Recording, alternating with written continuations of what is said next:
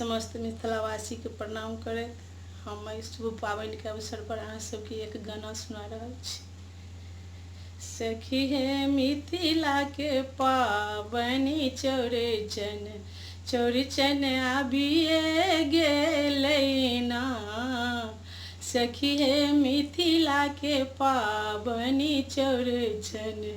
चौड़चन आबिए गेलै ना। सखी हे भादव मास इजोरिया चौठीचन घर घर जेथिन ना। सखी हे मिथिला के पाबनि चौड़चन आबिए गेलै ना।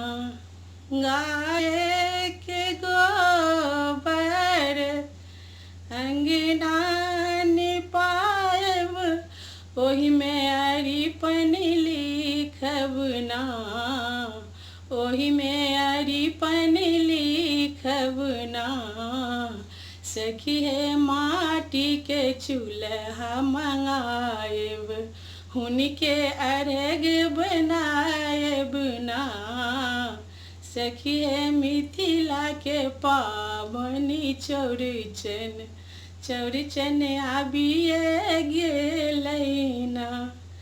पूरी पुरकियाल डाली सजाएब हुन दही के छाछ मंगाएब ना।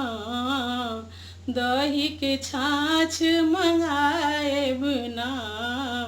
सखी हे केरा के पात बिछाएब ओहि पर मरर भंगाएब ना। सखी हे मिथिला के पाबनि चौड़चन आबिए गेलै ना। पियर पीताम्बर पहिरब पियर पीताम्बर पहिरब हाथ उठाएब तामक कलश बैसाएब ना। तामक कलश बैसाएब ना। चौमुख दीप हे जराएब हुनके हाथ उठाएब ना। ता चौमुख दीप हे जराएब हुनकर दर्शन पाएब ना। सखी हे मिथिला के पाबनि चौड़चन आबिए गेलै ना।